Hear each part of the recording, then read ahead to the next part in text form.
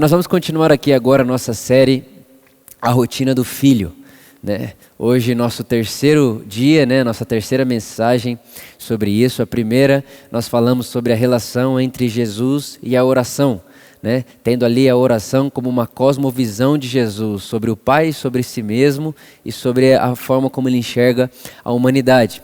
Na semana passada nós falamos sobre a relação de Jesus e o reino, né? E nós estamos fazendo a parte prática e aplicativa de como que Jesus se relacionava com a oração. Jesus como modelo perfeito de Filho de Deus. Jesus, ao mesmo tempo que ele é o Deus encarnado, ele também é o ser humano perfeito, o Filho perfeito, então é nosso modelo, né? Então como que ele lidava com a oração? Como ele se relacionava com a oração? Porque eu quero imitá-lo. Eu quero lidar com a oração da mesma forma que Jesus. E ao mesmo tempo, como Jesus lidava com o reino de Deus, né? Então nós terminamos na semana passada falando que faz parte da rotina do filho o desejo de poder dizer o mesmo que Jesus dizia quando chegava num lugar. Quando Jesus chegava em qualquer lugar, ele dizia: o reino de Deus chegou. Então o meu desejo para mim, para você, para filhos de Deus, é que independente do lugar onde nós estivermos ou chegarmos, possamos dizer o mesmo que Jesus: olha, o reino de Deus chegou. E hoje eu quero conversar um pouco com você sobre a relação de Jesus e a lei. A relação de Jesus e a lei. Para isso eu quero ler com você Mateus capítulo 5. Nós vamos ler Mateus capítulo 5, verso 17. Mateus capítulo 5, verso 17. Nós vamos ler até o 20. Mateus capítulo 5, verso 17. Nós vamos ler até o 20. Diz assim: não penseis que vim destruir a lei ou os profetas. Eu não vim para anular, mas vim para cumprir. Com toda certeza vos afirmo que até que os céus e a terra passem, nenhum i ou o mínimo traço se omitirá da lei até que tudo se cumpra. Qualquer, pois, que violar um destes menores mandamentos e assim ensinar aos homens, será chamado menor do reino dos céus. Aquele, porém, que os cumprir e ensinar, será chamado grande no reino dos céus. Porque vos digo que, se a vossa justiça não exceder a dos escribas e fariseus, de modo nenhum entrareis no reino dos céus. Vamos orar. Espírito Santo, muito obrigado. Jesus disse que iria e deixaria alguém que ensinaria sobre ele. Então nesse momento, nessa hora, nós cremos que é você, Espírito Santo, que ilumina essa letra, que é você que ilumina o nosso interior, que é você que faz com que essa semente produza frutos dentro de nós. Então nessa hora, obrigado, porque não teremos um encontro com letra e sabedoria humana aqui, mas teremos um encontro com a palavra encarnada e com o poder do Evangelho capaz de transformar a nossa vida para sempre. Em nome de Jesus, amém, amém e amém. Querendo falar então sobre a relação de Jesus e a lei, eu quero começar a falar com você sobre o que é a lei, né? O que é a lei? A lei, no hebraico se chama Torá, e Torá é o nome dado aos primeiros 5 livros da Bíblia, que é o Pentateuco, né? Então é Gênesis, Êxodo, Levítico, Números e Deuteronômio, né? Então quando você pega ali aqueles primeiros 5 livros da Bíblia, aquilo é chamado Torá, né? É o Pentateuco, é a lei, é ali que Israel se apegava, né? E quando você olha a lei ali, aquela forma de vida, aquela maneira de viver, você vai perceber que existiam 3 leis, presta bem atenção, dentro dessa Torá, dentro do Pentateuco, existia 3 tipos de lei. Primeira, é a lei do Estado, né? É a lei que rege o Estado, é a lei que faz do povo um Estado. Então era lei ali de países, lei governamental, essa era a primeira lei. Então se você lê de Gênesis a Deuteronômio, você vai perceber que tem muita lei sobre isso, sobre como ser um Estado, como ser um país, como ser um povo, como se organizar como comunidade. Então essa é a primeira lei que tem lá. A segunda lei que você vai enxergar lá é a lei cerimonial, que nós podemos chamar também de lei religiosa, que é o quê? É sobre o cordeiro, como que tem que ser o cordeiro, como o cordeiro tem que ser apresentado, como que o sacerdote deve ser, qual que deve ser a vestimenta do sacerdote, como que deve ser o sacrifício, como que você deve se apresentar a Deus. Então ali você vai encontrar também, além da lei do Estado, a lei religiosa ou a lei cerimonial. né? É a lei que vai dizer para você qual que é a melhor maneira, o melhor caminho de você sacrificar, de você se apresentar a Deus, de você viver a vida da religião judaica, enfim, no seu dia a dia. Então essa é a segunda lei. E a terceira lei que você vai encontrar no Pentateuco é a lei moral. É a lei de relação pessoal. Então, primeira, a lei que rege o Estado. Segundo, a lei cerimonial, ou seja, a lei religiosa. E terceiro, é a lei moral. Então é a lei não matarás, não roubarás, não adulterarás. Então são leis morais. Tá? Então nós precisamos ter isso em mente. A lei, quando se fala lei, a gente pode entender a lei. Quando Jesus fala aqui, olha, eu não vim destruir a lei e os profetas, que lei é essa? Né? Então a gente precisa ter isso em mente. Quando você olha lá a lei, a Torá, tem 5 livros, e nesses 5 livros você vai ter 3 pernas ali. Primeira perna, lei do Estado. Como que um povo se organiza entre si. Segunda perna, lei cerimonial, a religião daquele povo. E a terceira perna é a lei moral, como que aquele povo se relaciona entre si. E o apóstolo Paulo, enfim, o próprio Jesus, ele vai dizer para nós que a lei, ela tem 2 objetivos. Isso é muito interessante você guardar no seu coração. A lei, ela tem 2 objetivos, ela cumpre um duplo propósito. Qual que é o primeiro objetivo da lei? O primeiro objetivo da lei é mostrar a nossa insuficiência. O primeiro motivo da lei é mostrar para nós que nós estamos numa condição de escravo do pecado. O Paulo vai dizer que quando a lei diz não matarás, ela está ali nos induzindo ao ato de matar. Né? Não matar fisicamente, mas o próprio Jesus disse que quando você xinga alguém, quando você deseja mal a alguém, você assassinou. Né? Você já descumpriu esse mandamento. Então o que Paulo vai mostrar para nós é que o objetivo da lei, o primeiro, é mostrar para nós a nossa insuficiência e mostrar para nós a nossa natureza escrava desse pecado e desse pecado mortal, que o apóstolo Paulo vai dizer assim: quem me livrará desse corpo mortal? Quem me livrará dessa realidade caída, escrava? Quem me livrará disso? Porque o bem que eu quero fazer eu não faço, mas o mal que eu não quero, esse eu me vejo fazendo.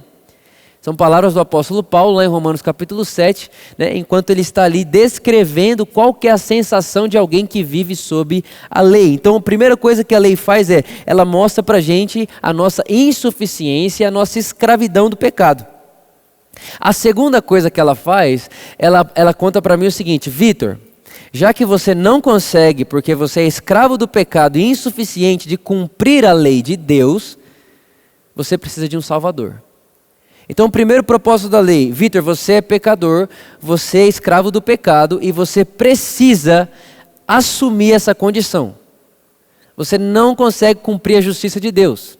Porque a lei, irmãos, ela reflete a somatória de todas as coisas, ela é o quê? É a justiça de Deus. Deus é justo, né? E é a maneira como Deus vive e se porta. Então a primeira coisa que ela faz, ela fala: Vitor, você precisa assumir que você não consegue sozinho. Você não consegue cumprir a justiça de Deus sozinho. Até porque na lei, irmãos, não dá para tirar nota 6 e passar de ano. Se você ler o livro de Tiago, ele vai dizer para mim e para você assim: olha, se você descumprir um mandamento, você descumpriu todos.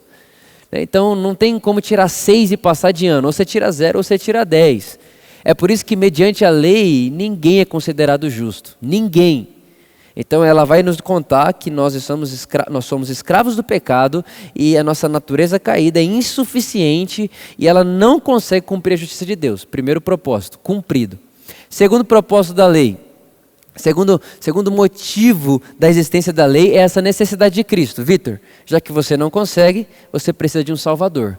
Agora que você está cansado de tentar, aparece Jesus e diz: vinde a mim todos vós que estáis cansados e sobrecarregados, e eu vos aliviarei.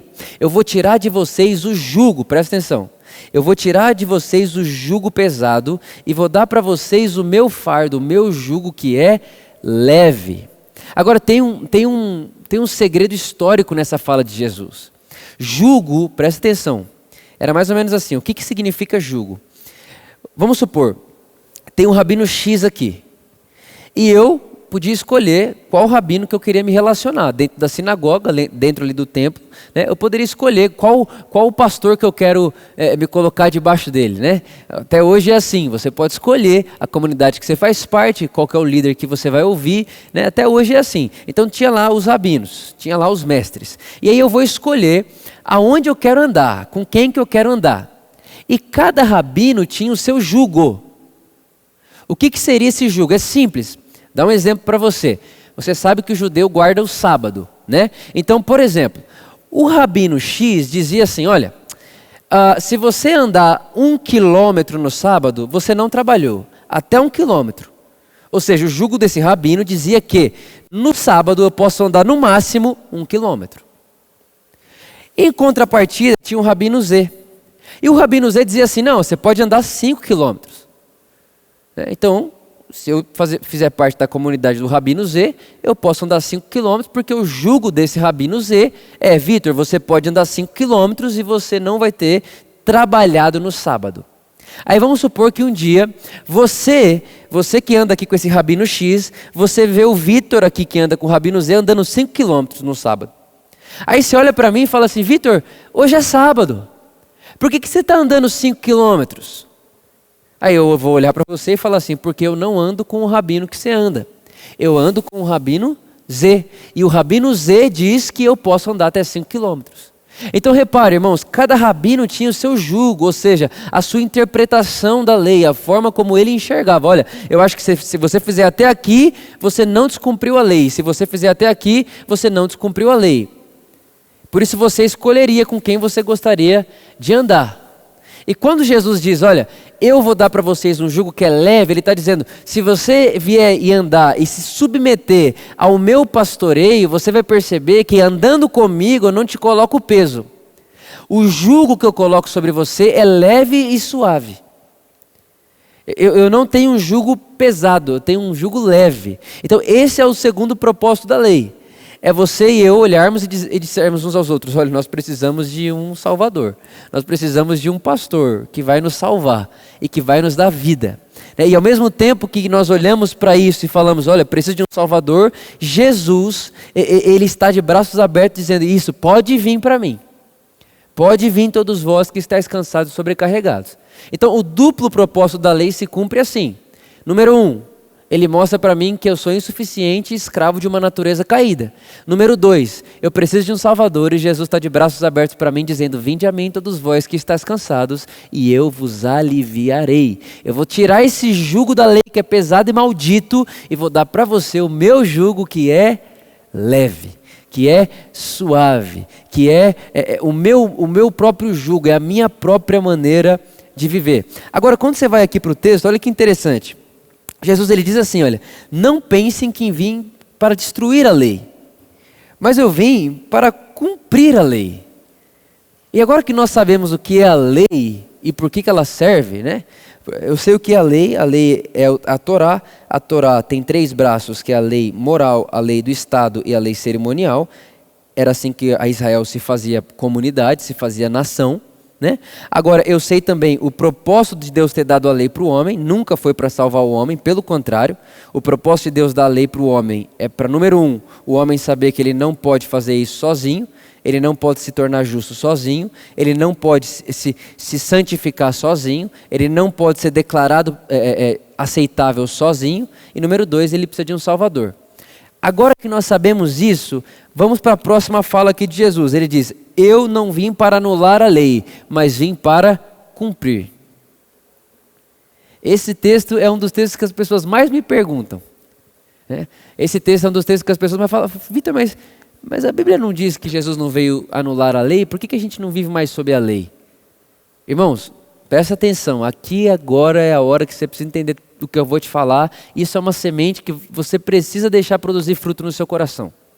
Jesus cumpriu a lei, primeiro, porque Jesus é a justiça de Deus. Jesus cumpriu a lei, primeiro, porque Jesus é o ser humano perfeito. Jesus é o que Adão deveria ser. Jesus é o filho perfeito, o homem perfeito. Jesus ele cumpre a lei porque ele é a própria encarnação de quem Deus é e da justiça de Deus. Agora, é interessante que Jesus, ele cumpriu a lei, mas você vê Jesus trabalhando no sábado. É interessante que Jesus cumpriu a lei, mas você vê Jesus tocando em leproso. É interessante que Jesus cumpriu a lei, mas você vê Jesus conversando com pessoas que não são da religião ali de Israel, e o que na lei dizia para não se relacionar com outros povos. Você vê Jesus conversando com uma mulher samaritana. Por quê, irmãos? Porque Jesus ele veio reinterpretar a lei. Ele veio mostrar o que é de fato a lei, o que ela mostra, o que ela fala, o que ela faz e como se comporta alguém que vive a justiça de Deus. Então, a primeiro momento, você olha para Jesus, Jesus cumpre a lei porque ele é a perfeita justiça de Deus. Foi tentado em tudo e nunca pecou em nada. Ele é perfeito, o homem perfeito. Foi tentado pelo mundo e não foi vencido pelo mundo. Foi tentado pela paixão da carne. Foi tentado pela concupiscência dos olhos. Foi tentado pela soberba da vida. Quando você olha lá para Mateus capítulo 4 e você vê ali a tentação que Jesus passou, você vai perceber que são nessas 3 áreas que o diabo tenta Jesus. Porque o mundo é feito disso. O mundo é feito da concupiscência da carne, da paixão da carne, da concupiscência dos olhos e da soberba da vida. Quando o diabo chega em Jesus, ele fala: Jesus, olha só, tá vendo essa pedra aqui? Transforma ela em pão. O que é isso? Paixão da carne. Sacie sua fome. Sacie sua fome, Jesus. Você está com fome, sacie sua fome. Paixão da carne, desejo da carne. Segunda coisa, o diabo fala assim para Jesus: Jesus, tá vendo todo esse reino? E o diabo leva Jesus para ver todos os reinos da terra. O que é isso? Concupiscência dos olhos. Jesus sendo tentado na concupiscência dos olhos. E por último, o que o diabo fala para Jesus? Jesus, isso tudo será teu se você dobrar o seu joelho e me adorar. O que é isso? Soberba da vida. Eu quero tudo para mim. Jesus foi tentado em tudo isso, porém sem pecado algum. Por isso ele cumpre a lei de Deus, expressando a perfeita justiça de Deus. O caráter expresso de Deus em Cristo Jesus é perfeito, santo e justo. Por isso ele cumpre a lei, mesmo tendo tocado em leproso, mesmo tendo conversado com quem não era para conversar, mesmo tendo curado no sábado. Jesus diz: gente, ei, não é o sábado, eu sou o sábado. Não é o dia, eu sou o dia. Não é um momento da vida, eu sou o descanso. Eu vim para isso. Então ele cumpre a lei por isso. E qual que é o segundo motivo que Jesus cumpre a lei? Primeiro, porque ele é a justiça de Deus em carne. Segundo, porque ele toma sobre si o jugo da lei. Ele toma sobre si o castigo da lei. Ele toma sobre si a maldição da lei. O que é isso? Ele pega para ele todo o castigo e punição do pecado. Presta atenção. Deus chegou em Adão e falou assim: Adão, se você comer, você vai morrer. E é óbvio que vai morrer, porque quando você peca e você come do fruto, você sai da vida de Deus. Você se desconecta da fonte da vida. E alguém que foi desconectado da fonte da vida não tem como viver para sempre. Vai morrer. E desde quando Adão pecou, a humanidade está nesse processo de morte. Por isso que nós, toda vez que nós nos deparamos com um velório, a gente chora e se entristece. Por quê? Porque não nascemos para morrer. Não nascemos para morrer. A morte é uma infecção na humanidade. A morte é uma infecção na vida das pessoas. A morte não é parte do plano de Deus. Deus fez você para ter a vida que Ele tem. Deus não morre. Ele vive. Agora, olha só isso.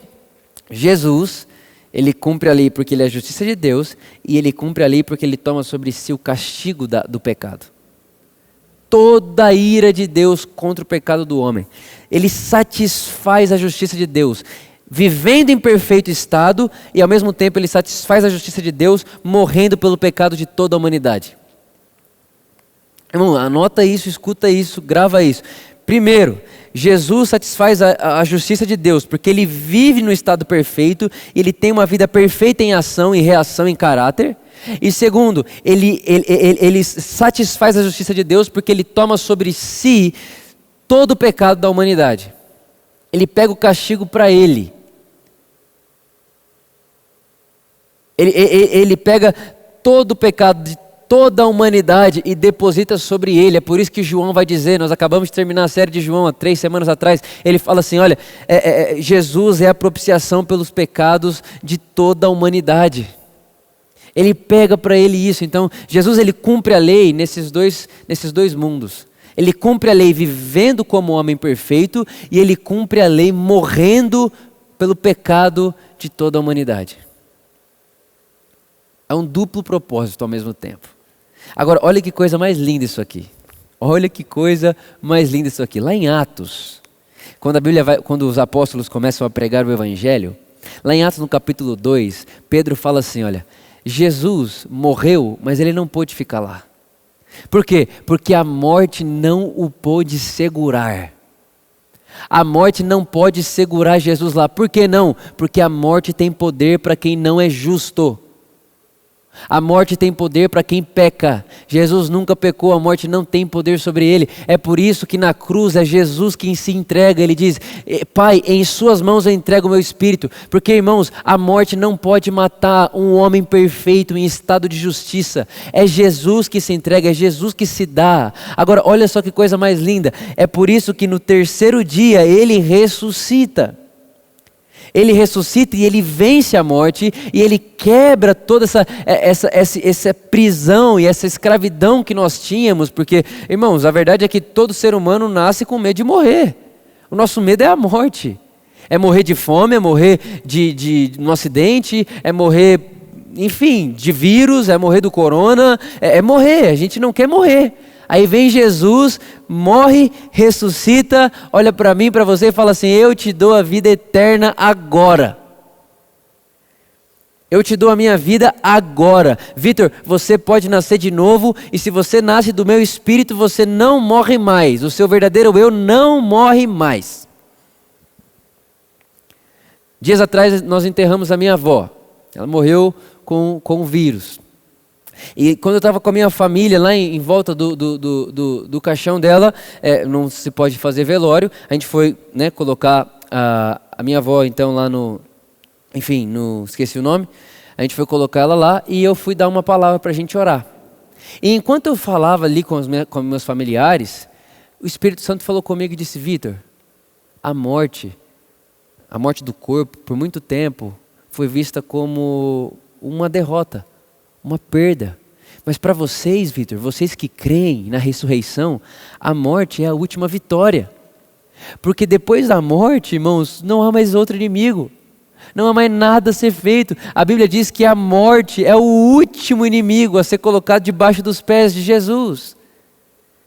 Ou seja, irmãos, quando nós entendemos que Jesus cumpre a lei de Deus, sendo homem perfeito, porque homem perfeito, a morte não tem poder sobre ele, e ele pegou sobre si o castigo de toda a humanidade, que era da morte, e pegou para ele, peraí, o que sobrou para mim?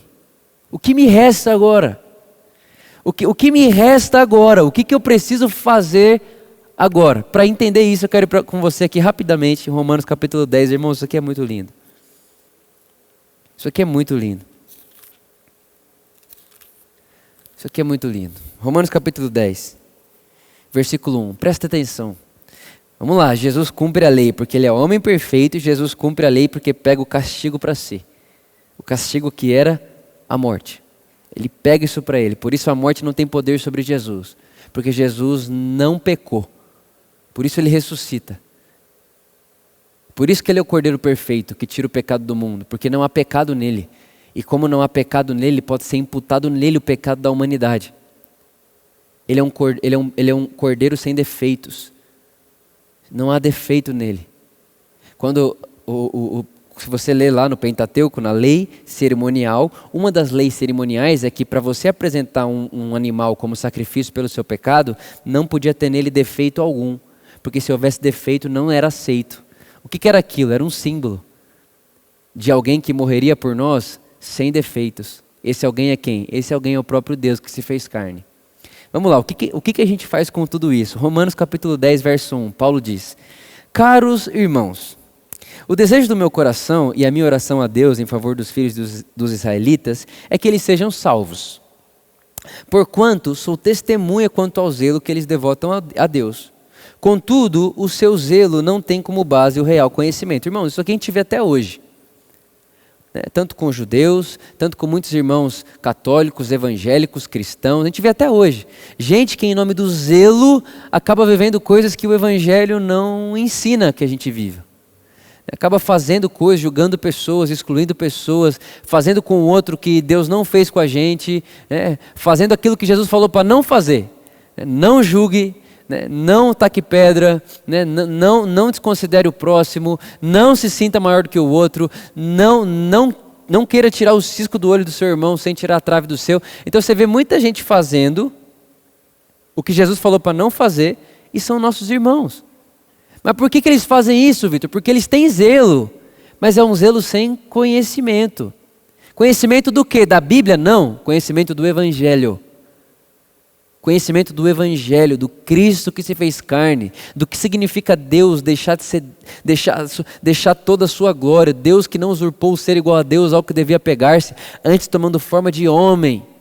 Esse Evangelho. Eles fazem isso por zelo, mas sem conhecimento do quê? Do Evangelho.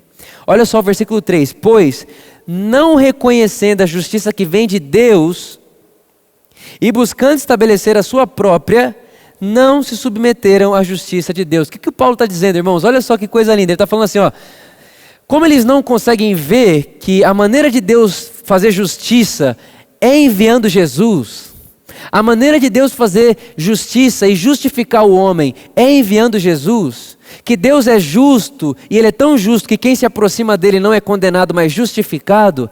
Como eles não entendem que a maneira de Deus fazer justiça na terra é se tornando homem e colocando toda a dívida humana sobre si mesmo, como eles não conseguem crer nisso, porque é muito bom para ser verdade, porque eles não conseguem crer que Deus teve essa ideia, porque eles não conseguem crer que Deus fez dessa forma, porque aprove a Ele fazer e agradou a Ele fazer isso antes da fundação do mundo onde o Cordeiro estava morto, porque eles não entendem isso, eles ficam buscando a sua própria justiça.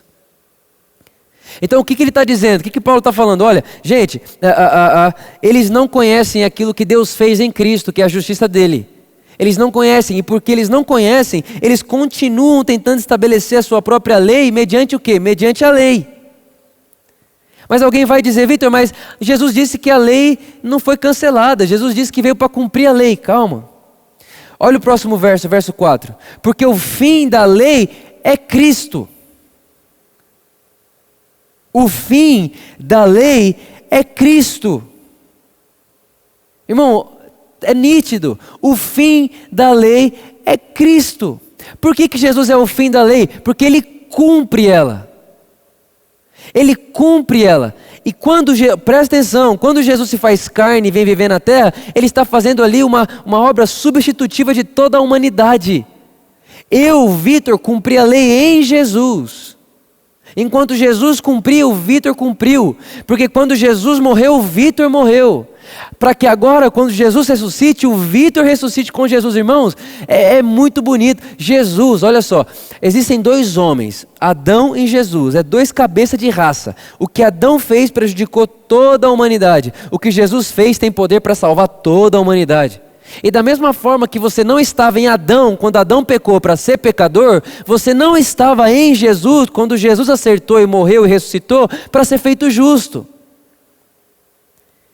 É o mesmo princípio, é a mesma ação que acontece. Adão peca, nós estávamos em Adão, pecamos. Jesus acerta, nós estávamos em Cristo, acertamos.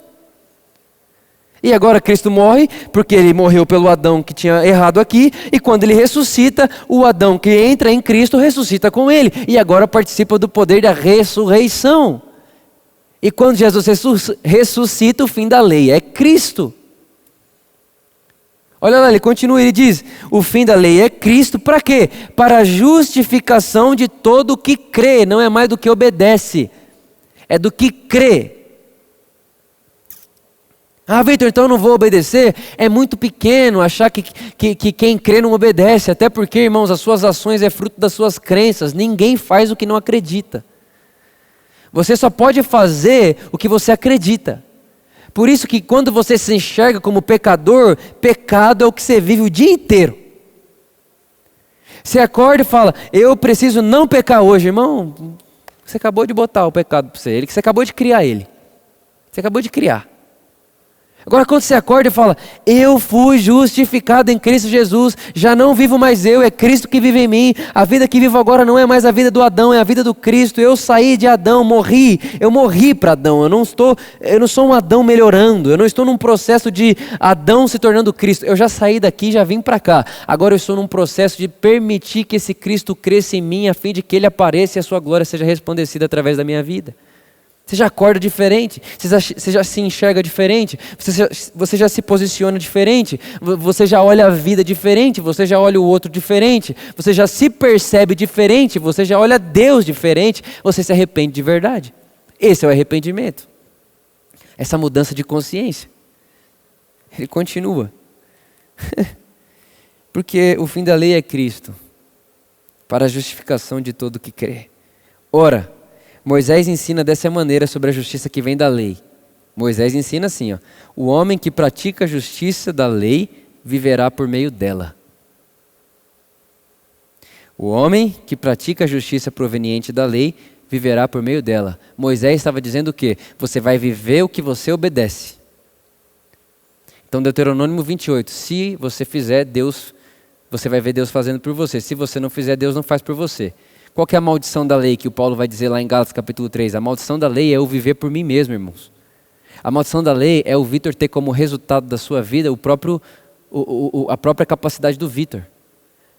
E qual que é a maldição da lei? A maldição da lei é eu nunca estar em paz com Deus. Porque eu sei dentro de mim que o bem que eu quero fazer não faço, mas o mal que eu não quero, esse eu faço. A maldição da lei é uma vida de insuficiência. A maldição da lei é uma vida de nunca me sinto em paz. A maldição da lei é uma vida de tentar comprar Deus o tempo inteiro. A maldição da lei, irmãos, é a vida que faz com que eu, diante dos homens, eu finjo que eu sou bonzão. Mas quando eu paro para me enxergar, eu sei que eu não consigo, sou insuficiente. Só que ao invés das pessoas olharem para essa insuficiência, ao invés das pessoas olharem para esse eu não consigo e dizer, Jesus, eu não consigo, elas querem continuar tentando. Jesus, eu não consigo carregar minha cruz. Que bom, Vitor, porque eu carreguei por você. Jesus, eu não consigo, esse fardo da lei é muito pesado. Que bom, Vitor, porque eu carreguei por você. E a maneira de você vencer isso, Vitor, não é pegando e carregando, pegando e fazendo. A maneira de você fazer isso, Vitor, é recebendo e crendo que em mim você morre e em mim você ressuscita. Vitor, a maneira de você vencer essa maldição é você acreditar que a cruz que eu carreguei era a sua cruz e porque eu participei da sua cruz, agora você pode participar da minha glória. É isso que o Paulo está dizendo. Olha o que ele continua. Todavia, a justiça que vem da fé, olha só, a justiça que vem da fé declara, não digas em teu coração, quem subirá aos céus, isto é, para trazer do alto Cristo? Ou ainda, quem descerá ao abismo, isto é, para fazer Cristo subir dentre os mortos? Paulo está dizendo assim, a justiça que vem da fé, ela não vai chegar em você e falar assim, olha, quem subirá aos céus? Quem tem capacidade de ir até o céu para trazer Cristo? Vitor, você tem que fazer alguma coisa, você tem que trazer Jesus para a terra. Ou senão, Vitor, você tem que fazer alguma coisa, você tem que mudar a sua vida, você tem que fazer. O Paulo está dizendo, a justiça pela fé não diz isso. Mas o que ela diz? Olha o que a justiça pela fé diz. A palavra está bem próxima de ti, na tua boca e no teu coração. Ou seja, a palavra da fé que estamos pregando. Se com a tua boca confessares que Jesus é Senhor e creres em teu coração que Deus o ressuscitou dentre os mortos, serás salvo. Porque com o coração se crê para a justiça e com a boca se faz confissão para a salvação. Conforme diz a Escritura, todo o que nele crê jamais será decepcionado. Portanto, não há distinção entre judeus e gentios, pois o mesmo Senhor é Senhor de todos e abençoa ricamente todos os que o invocam. Porque todo aquele que invocar o nome do Senhor será salvo.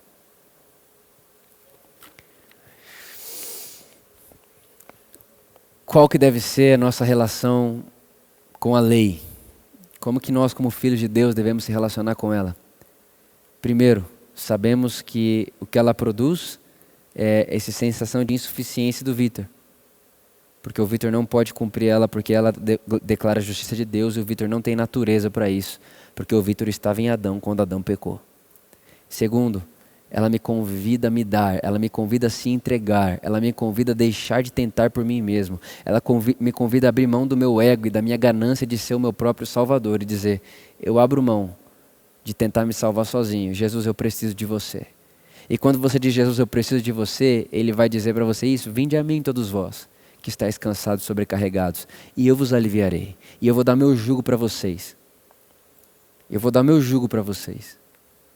E aí você sabe que quando Jesus ele vive, ele cumpre a lei por ser o homem perfeito e ao mesmo tempo ele cumpre a lei por pegar todo o pecado da humanidade, toda a consequência de pecado da humanidade e depositar sobre ele. E aí o Paulo vai dizer que por causa disso o fim da lei é Cristo. E você sabe então que você não vive mais sob a lei e você não vive mais sobre os parâmetros da lei. Você vive agora sobre esse jugo desse seu novo mentor, desse seu novo mestre, que nós chamamos Jesus Cristo. E o jugo desse mentor, desse mestre, do nosso pastor, do amado da nossa alma, o jugo que ele põe para mim e para você é simples. É leve. Sabe qual é? Ele olha assim para mim e para você e fala assim, Vitor, sabe o que você vai fazer? Você vai amar como eu te amo. Pronto. Ele satisfaz a justiça de Deus sendo o homem perfeito. Ele satisfaz a justiça de Deus se tornando o nosso pagamento. Ele termina com o nosso débito. E ele pega para ele esse jugo pesado da lei, que era o merecimento da morte, e dá para nós agora o jugo da vida. Qual que é o jugo da vida? O amor. Então ele nos devolve a vida, porque ele nos ensina a amar. Irmãos, não existe vida fora do amor. Não existe vida fora da sensação de amar e se sentir amado. Esse é o propósito da existência. Nós vivemos para amar e ser amado. É por isso que existimos. É por isso que a linguagem universal não é inglês. A linguagem universal, irmãos, é o amor. Todo mundo sabe que amar e ser amado faz parte da essência do ser humano. Então o que eu quero dizer para você hoje é, o fim da lei é Cristo, porque Ele cumpre a lei como homem perfeito, Ele cumpre a lei carregando sobre si o castigo do pecado da humanidade, e ao mesmo tempo que Ele cumpre a lei, nós estávamos nele cumprindo com Ele, e ao mesmo tempo que Ele morre, nós estávamos morrendo com Ele, e graças a Deus por isso, porque quando Ele ressuscita, nós ressuscitamos com Ele, e agora nós podemos responder como o apóstolo Paulo dizia, né? Quando ele se questionou, quem me livrará desse corpo da morte? Porque o bem que eu quero fazer eu não faço, e o mal que eu não quero esse eu faço. Quem vai me livrar disso? E ele mesmo responde, e nós podemos responder da mesma forma. Graças a Deus por Jesus Cristo, que cumpre a lei no meu lugar, satisfaz o desejo e a ira da lei no meu lugar, e me dá agora o lugar da sua ressurreição, onde eu posso experimentar do seu jugo, que é ame como eu vos amei. É isso que eu tenho no meu coração para compartilhar com você hoje. Que a sua rotina seja essa rotina onde o jugo da lei foi depositado em Cristo e o jugo dele, que é leve, que é suave, está sobre mim e sobre você. Nós não seguimos outros rabinos, nós seguimos Jesus. Jesus é o nosso mestre. E Jesus disse que basta ao discípulo ser como mestre. E eu queria terminar hoje com você com uma música. Uma música que eu considero talvez a minha música preferida no universo. Uma música que marcou minha vida, marcou a nossa igreja e que eu acho que vai refletir e vai mostrar para você muito daquilo que nós acabamos de falar. A suficiência de Jesus, o Criador que se fez homem, a majestade que serve, a fenda na rocha que Ele abre, e agora nós podemos entrar porque Ele fez um caminho para que entrássemos, onde era impossível nós irmos, porque nós não conseguimos cumprir a justiça de Deus, e nos assentou em Cristo Jesus nas regiões celestiais, ao lado do Pai.